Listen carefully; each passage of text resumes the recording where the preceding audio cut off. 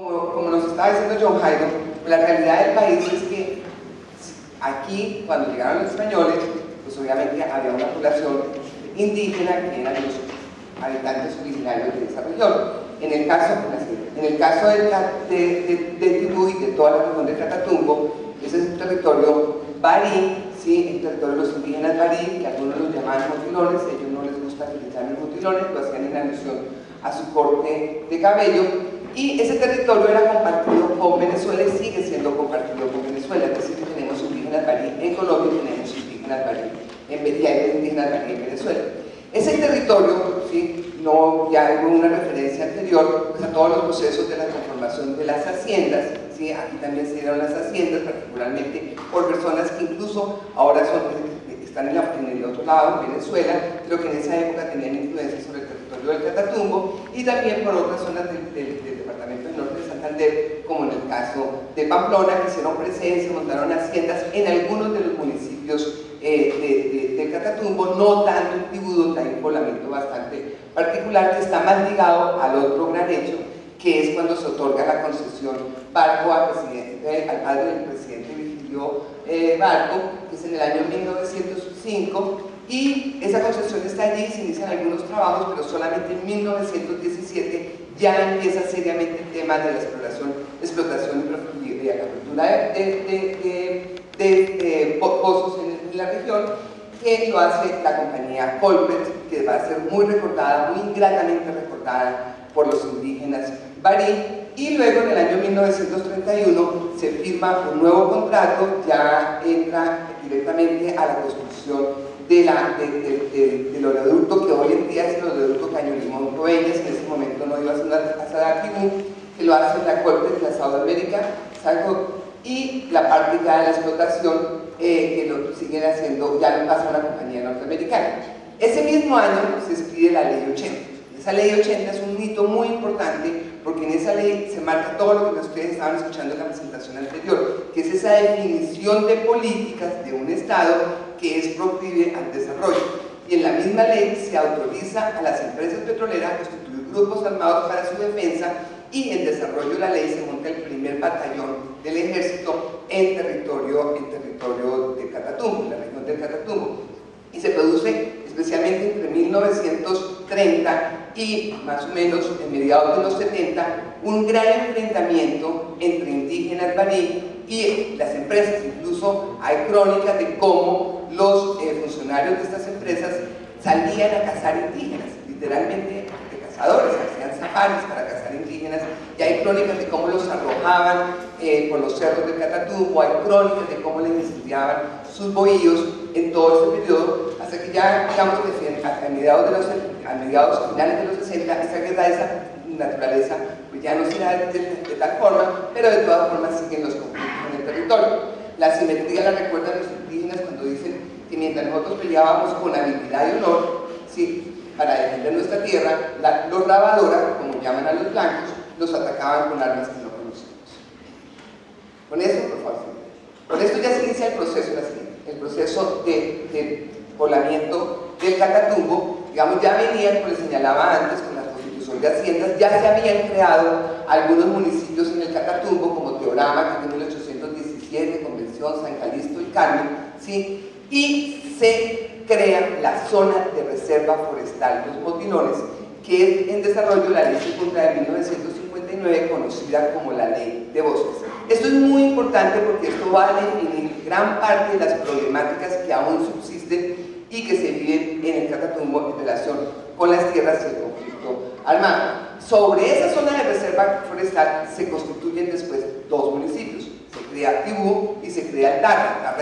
Casi el 100% de su territorio está incluido dentro de la reserva forestal, y en el caso de Tibú es el que menos hay traslape, menos se encuentra el territorio del municipio con territorio de la reserva forestal, porque en los años 60 se sustrajeron 41.000 hectáreas. Esa sustracción también va a marcar algo que hace a Tibú diferente a los otros municipios del Catatumbo, y es que se da un proceso grande de titulación porque ya estaba el área extraída de la zona de reserva campesina, lo que no sucede, de la zona de reserva forestal, lo que no sucede en los otros municipios donde por esa limitación no se otorgan títulos a los ocupantes campesinos. Así. Entonces, a partir pues, digamos de lo más reciente, ya nos venimos al siglo XX, a partir de 1917 cuando ya entran las empresas, las compañías a explotar el petróleo, se producen varios fenómenos de colonización. La primera, pues, es obviamente la colonización petrolera, que tiene diferentes hitos y diferentes momentos. En el 17 entran solamente hombres, ya hacia los años 30 empiezan a entrar los hombres con sus mujeres, empiezan a instalarse y establecerse, y se van dando los asentamientos. Uno de esos asentamientos es Tibú, hasta que se constituye el municipio. En los años 60, como en todo el país, estas zonas periféricas, ¿sí?, lejanas, ¿sí?, pues fueron zonas donde llegaron las personas que fueron expulsadas por el periodo de la violencia, que entiendo ustedes hablaron hace muchos días sobre eso. En los años 60 y 70, dentro de esos procesos que nos comentaba Joe Haydn, de las políticas que ha habido de reformismo agrario, de redistribución agraria, en los años 60 y 70 se produce lo que se llamó la colonización dirigida, que estaba prevista en la ley 130 de 1961, donde se hablaba que el INCORA podía promover gente y allí a los sitios donde lo llevaba a entregarles parcelas para que pudieran producir. En los años 80 ya se da el auge de la coca, vamos a referir más adelante también a ella, ¿sí?, y se produce lo que podríamos llamar la colonización cocalera. Finales de los 90, exactamente a partir de 1999, en el caso de Norte de Santander y particularmente de Tibú, se da la colonización paramilitar con el ingreso y las masacres, con el ingreso con masacres, y a partir del 2004-2005 lo que podríamos llamar esa colonización empresarial. Entonces, como les decía, hay una cosa que es muy interesante que se da en Tibú. En Tibú, de acuerdo con estudios del proyecto de protección de tierras y patrimonio, el 50% de la propiedad proviene de titulación de baldíos. Y uno lo observa muy fácilmente en este cuadro, donde ve que efectivamente en Tibú hubo una labor muy importante en su momento del INCORA, ¿sí?, en el momento del INCORA, de titulación de baldíos, de tal forma que el 88% de las hectáreas se adjudicaron en vigencia de la ley 135 y en vigencia de la ley 30 del 88, es decir, entre 1978 y 1991. Paradójicamente, después de que se expide la Constitución del 91, ¿sí?, disminuye exactamente el tema de la titulación, y en términos generales afuera se titularon en ese periodo el 25% de los predios. A la par que se hacía la titulación, ¿sí?, que es un gran conflicto que lo planteaba yo al final, a la par que se estaba haciendo el reconocimiento no solamente de titulación, de entrega de baldíos, sino también se estaban entregando parcelas, especialmente en algunos predios, en los años 80, en algunos predios que fueron comprados por el INCORA, que fueron abandonados por los terratenientes, que básicamente en el caso de Tibú, en el municipio de Tibú, se localizaban en el área que se denomina Campo 2, un corregimiento que se denomina Campo 2, donde hoy en día están los cultivos de palma, ¿sí?, donde se hicieron también adjudicación de parcelas de esas fincas que estos señores abandonaron por las extorsiones de las guerrillas, particularmente el ELN en ese momento, en el Catatumbo, y allí se hicieron estos procesos porque el INCORA compró las tierras.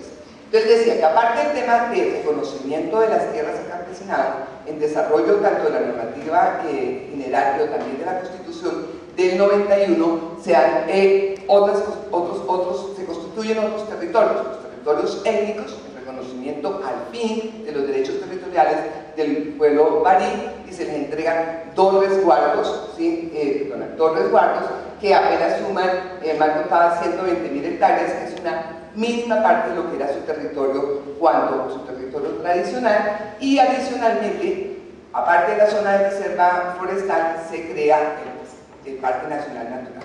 Y aquí empiezan los traslados entre territorios que pertenecen a la zona de reserva forestal, con territorios de los indígenas, con Parque Nacional Natural y, por supuesto, también con intereses y pozos petroleros.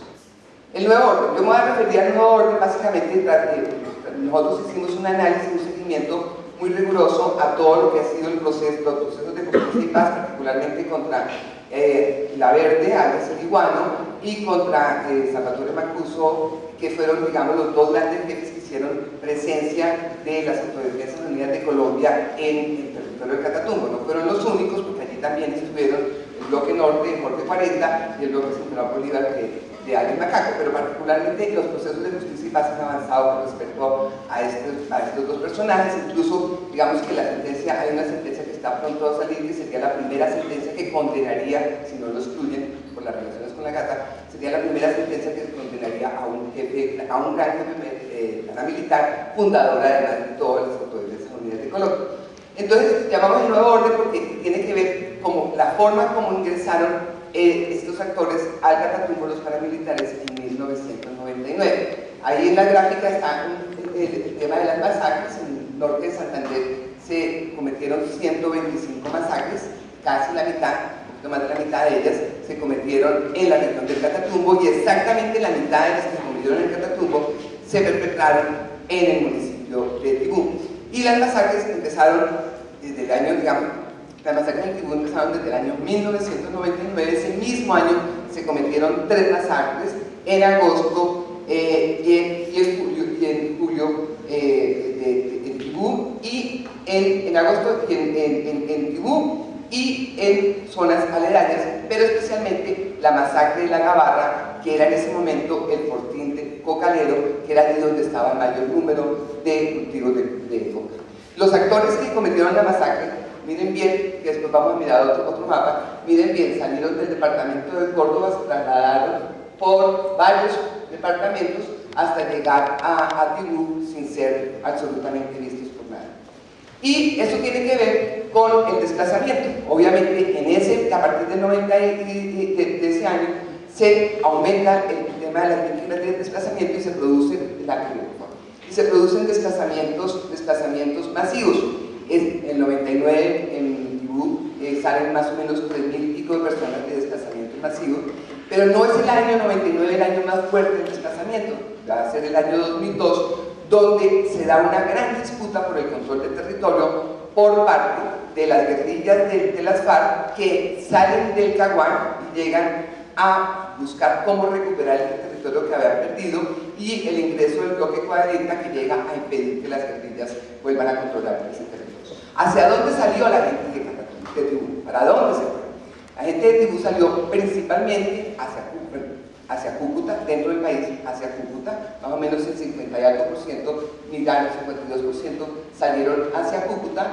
Otro porcentaje de las víctimas se fue para Venezuela. No existen cifras, no se tiene información clara de cuántas personas salieron en ese momento para Venezuela, pero lo que se sabe es que eran hordas de personas, hablan de 300 personas que caminaban buscando cómo llegar a Venezuela para huir del terror que estaban sembrando los señores paramilitares. Y es decir que el casco urbano de Tibú quedaron muy pocas víctimas, y eso se ve además porque ese Tibú sí fue totalmente centro de operaciones de las Autodefensas de Colombia, tan es así que sus principales comandantes nunca se quitaron el uniforme militar. Durante los 4 años que hicieron presencia en el territorio, casi 5, estuvieron uniformados. En La Gabarra la mayoría de la gente también salió para Cúcuta, e igual sucede en Campo 2. Campo 2, como les decía, es el corregimiento donde están los mayores desarrollos agropecuarios ahora de palma, y La Gabarra es la zona donde están en este momento los POS, los permisos, los títulos de carbón y, por supuesto, también del petróleo. Luego viene entonces lo que podríamos llamar la consolidación, que además tiene que ver, tiene que ver con las políticas que se plantearon bajo el entendido que se dio durante la administración, las dos administraciones, sobre todo la segunda administración del presidente Uribe. Es decir, ya se había ganado la guerra de los paramilitares, ya se habían desmovilizado a los paramilitares. En el caso de la vez que hicieron presencia en Tibú entre 2003, el bloque Catatumbo, el día 10 de diciembre, el Día de los Derechos Humanos, en 2003, y en el 2006 se desmovilizó el bloque norte y el bloque de Central Bolívar, que también hicieron presencia. Pero no más tardaron en desmovilizarse, y estaban en la mitad de esas desmovilizaciones, más tardaron en desmovilizarse el bloque Catatumbo y los otros en entrar en el proceso, que en conformarse los nuevos grupos, y fue exactamente en la región del Catatumbo donde surgieron las águilas negras, que en el caso de Tibú se llamaban las águilas azules. pero igualmente en ese territorio hacen presencia los paisas, las vacas y los paisas, los rastrojos, los urabeños, los machos, las autodefensas gaitanistas, y en este momento la disputa es exactamente entre los dos últimos, rastrojos y urabeños, y sigue la violencia en torno a ello. A la par que sucedía esto, que se estaban desmovilizando, pero que se estaban creando estos neogrupos denominados bandas criminales por el gobierno, ¿sí? A la par de eso se estaba desarrollando la política de consolidación en el Catatumbo. La política de consolidación consistía o consiste todavía en buscar cómo combatir a los grupos armados ilegales, combatir los cultivos de coca, ¿sí? Y llevar al Estado en la parte social. Lo que uno observa en el Tibú y lo que dice la gente es que sí llegó la parte militar, llegaron las fumigaciones, sí llegó la erradicación, pero no necesariamente llegaron los programas sociales del Estado. En esa época es cuando se da la red de informantes, se crea el programa de soldados campesinos, hay operativos militares muy fuertes denominados el Plan Victoria y el Plan Espada de Honor, que todavía se adelantan, y son, digamos, también los años que corresponden a el tema de los falsos positivos, el asesinato de personas que son presentadas como supuestos guerrilleros o guerrilleros. Entonces, ahora sí, ya mostrándoles ese panorama, veamos un poco ya que los conflictos de tierra, cómo se han visto y qué es lo que ha venido sucediendo.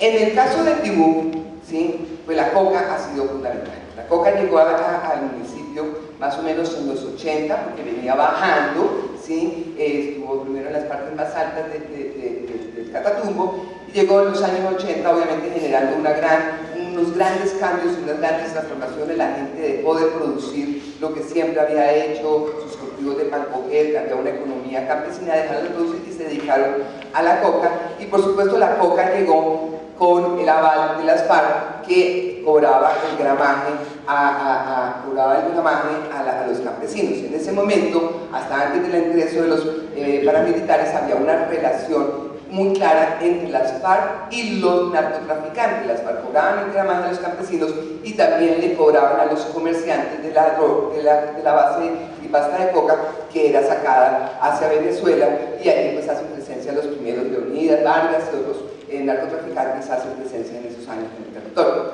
Son estos mismos narcotraficantes los que, cansados ya de tener relaciones con la guerrilla ya quería quedarse con el producto final y estaba cobrando más, son los mismos que solicitan a la Casa Castaño, es decir, a Fidel y a Vicente y a Carlos Castaño, son los que le solicitan el ingreso y la incursión paramilitar al territorio. Como les decía, se da a partir del 99, y durante los 5 años en que están los paramilitares en el Catatumbo, ellos controlan las fincas, controlan las rutas del negocio, ¿sí? Controlan las fincas. Es que Mancuso entrega 105 fincas, ¿sí? Que dice que habían sido utilizadas para el financiamiento del bloque, es decir, tenían coca para producirle recursos al bloque, y entregan y dominan las rutas y perfeccionan la ruta. Y ya no solamente perfeccionan la ruta, sino que además instalan en la frontera entre Colombia y Venezuela los laboratorios donde se procesa ya el clorhidrato de cocaína, es decir, pasamos a la tercera fase. Obviamente, ¿por qué? Porque era muy fácil el contrabando y de los insumos, de los precursores que se requerían desde Venezuela, y la salida de la cocaína por Venezuela hacia los destinos de Estados Unidos o de Europa. Entonces ahí hay por qué entran los paramilitares y cuál es la disputa que se da. Se da una disputa ya por territorio para el establecimiento de rutas, pero también por predios para el establecimiento de laboratorios y los cultivos de coca. Incluso en esa guerra entre las FARC y los paramilitares, en ese periodo que ellos dominan, los más afectados son los raspachines. Los raspachines, ustedes saben, son las personas que raspan la coca, ¿sí? Así son llamados. Ellos incluso son totalmente invisibilizados, porque al estar vinculados a una actividad ilegal, pues ellos mismos ni siquiera se reconocen ni piden el reconocimiento como desplazados. Cuando se comete la primera masacre en Catatumbo, de Acción Social da cuenta, bueno, en ese momento era la red de solidaridad, da cuenta de la salida de más de 2000 y pico de personas, y dice que solamente 60 ¿sí? Se reconocieron y solicitaron ayuda del Estado porque los otros se volvieron a sus lugares de origen. Eso muestra la invisibilización de esta población, no fue atendida y tampoco hace parte de los registros. Entonces tenemos el narcotráfico, la disputa por esos territorios que se acentúa y que continúa hoy en día. Lo que pasa es que hoy en día ya esa disputa se da de otra manera porque existen alianzas, ¿sí? Más expresas o menos expresas, más abiertas o menos abiertas, entre todos los actores, ¿sí? De las guerrillas, especialmente el EPL. Allí está el comandante Alex Megateo, que ha sido denominado como el mayor narcotraficante, el mayor cartel de narcotráfico en este momento en Colombia, ¿sí? Allí estos personajes hacen estas alianzas y adicionalmente con aliados internacionales, tanto de Venezuela, que facilita todo el tráfico y la salida, como con aliados ya mexicanos y de otras regiones. Pero a la par que se va dando este fenómeno, también hay otro fenómeno que es muy importante, y es que se aplican las fumigaciones aéreas con químicos. Las fumigaciones producen grandes desplazamientos, acaban con cultivos, y obviamente hacen que la gente abandone predios que de todas maneras, bueno, muchos de ellos no han podido regresar, y a pesar de este impacto negativo de los derechos humanos de la población de Guyana, a pesar de eso, Tibú está hoy en día entre los 5 municipios con mayor número de áreas cultivadas de coca, es el tercer municipio exactamente, y a pesar de todas las fumigaciones en el departamento del norte de Santander, principalmente en Tibú, se han fumigado casi 60.000 hectáreas. Con el desplazamiento producido por las masacres, por el horror de las masacres, el desplazamiento también de las confrontaciones entre todos estos actores, las fumigaciones aéreas, etc., lo que se produjo es que el territorio quedó desocupado, ¿sí? Y exactamente, ¿qué es lo que viene inmediatamente? Un gran fenómeno de compraventas que ha sido identificado por diferentes entidades, ¿sí? Donde entran una serie de actores a adquirir esas fincas, ahorita les voy a mencionar algunos, a adquirir los predios, con un patrón que ha sido ya también muy identificado en el Urabá. Entran primero unos comisionistas que buscan a las personas, en Colombia, Bogotá, les vienen a buscar en Cúcuta, en Venezuela, a los que abandonaron los predios, les ofrecen sumas irrisorias por esos predios. Obviamente en ese momento que se da ese fenómeno, a partir del 2004, la gente estaba intimidada, ya venían las águilas negras, desde el anuncio llegaban las águilas negras, estaban las águilas negras, pero no es la única intimidación.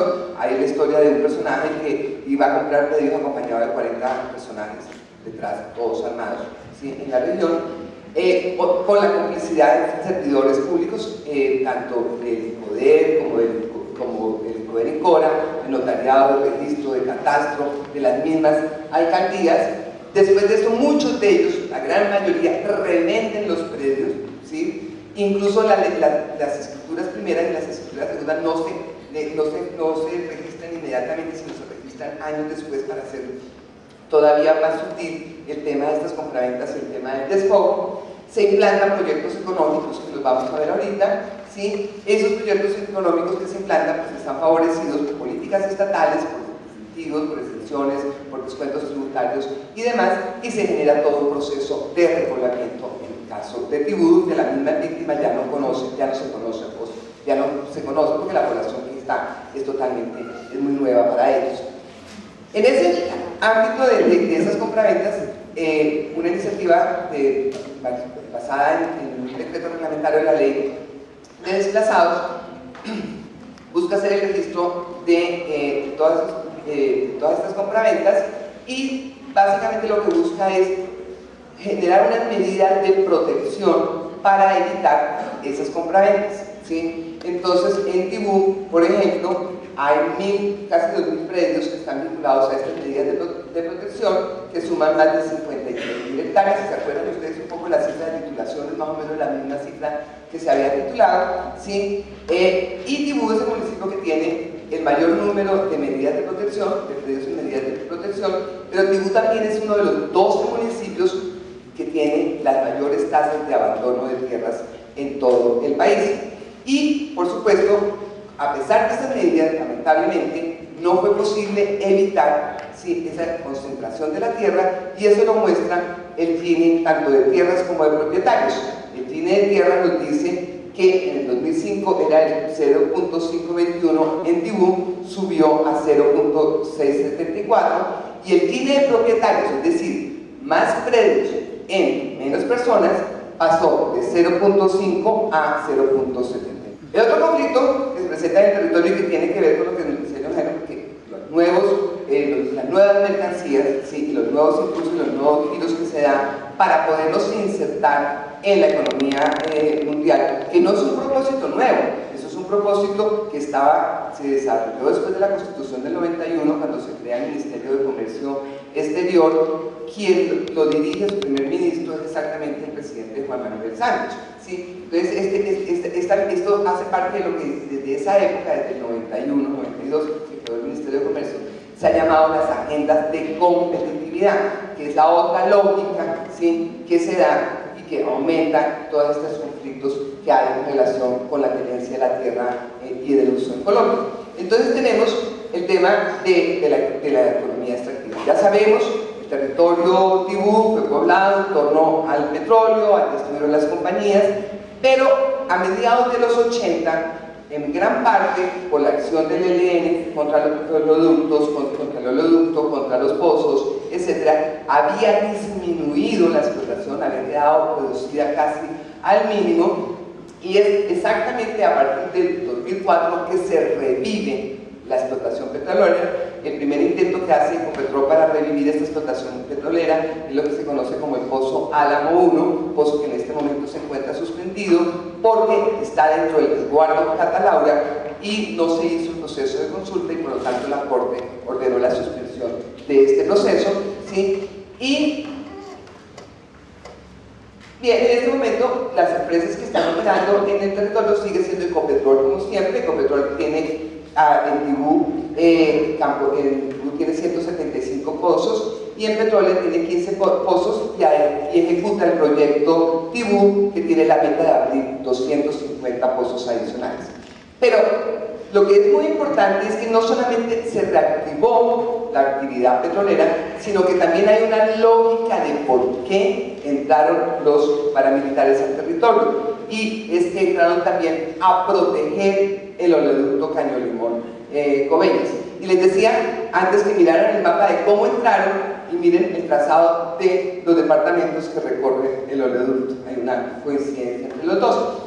Sí, y entonces obviamente esto tenía que ver un poco con lo que nos comentaba Jairo, es que el ELN en sus primeros momentos, el ELN es un grupo tradicional guerrillero, presencia tradicional guerrillera en Tibú. Al principio se ganó las simpatías, ¿sí?, de campesinos y de obreros de petróleo por las campañas que hizo en defensa, primero, de la soberanía del petróleo, pero adicionalmente también en defensa de los derechos de los campesinos y de los obreros del petróleo. Entonces eso le dio cierto estatus, pero después ya vino todo el tema de los atentados y la voladura que trajo a los paramilitares, y que además es la justificación que da el comandante en la época de la base del ejército que le correspondía cuidar a Tibú y a la Gabarra, y es que el comandante dice que él no podía distraerse a atacar a los paramilitares porque estaba cuidando el oleoducto, y además los paramilitares estaban ocupando de acabar con los que atentaban contra el oleoducto. El otro pues, es el tema minero de nuevo, lo decía Jairo, ¿sí?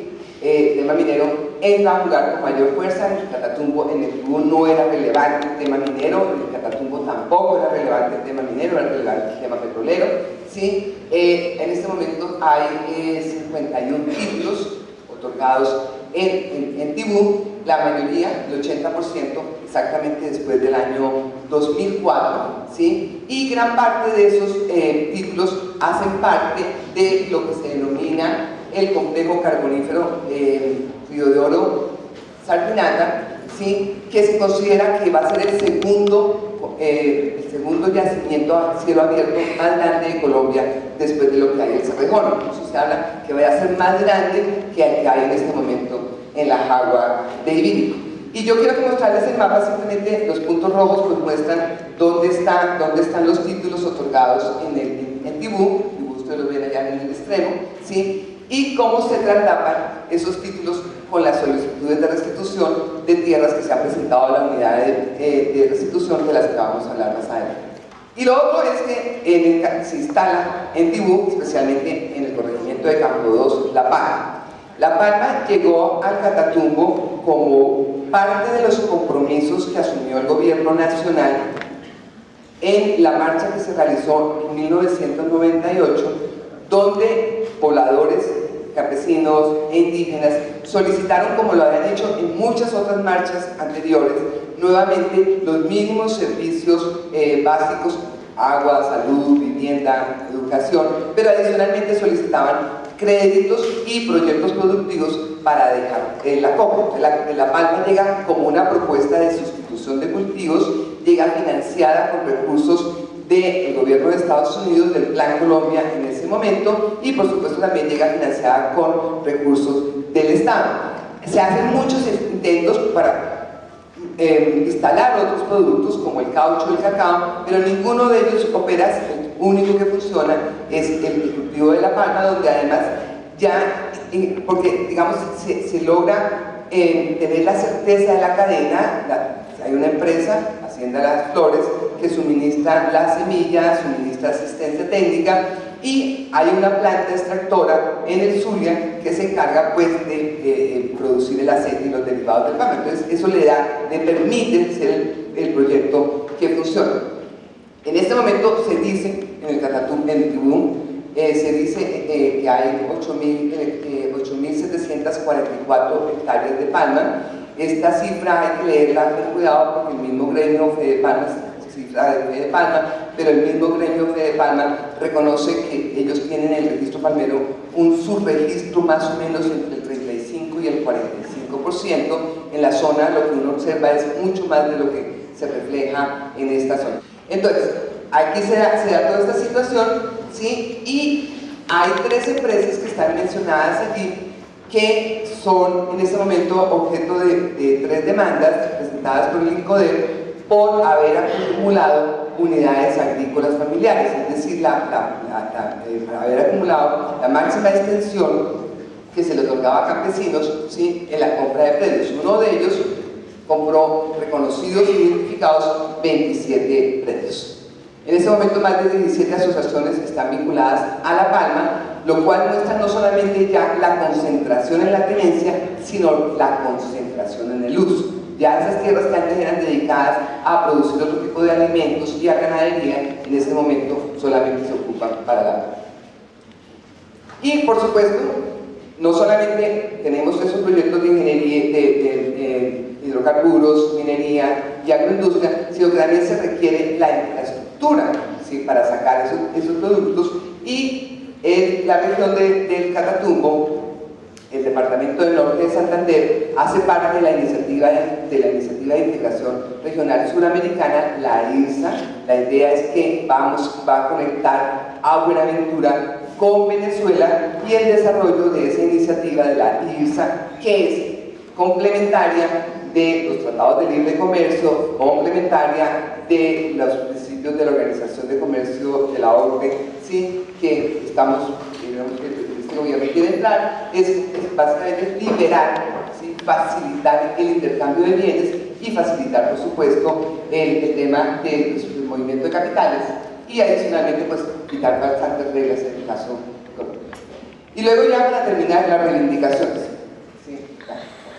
De todas maneras, siempre el movimiento, siempre los campesinos y los indígenas pues han reivindicado sus derechos, han buscado, como se ve en el caso del Tibú y el Catatumbo, hay por lo menos 700 marchas reconocidas donde han exigido el derecho a la tierra, donde han exigido condiciones de vida digna, etc.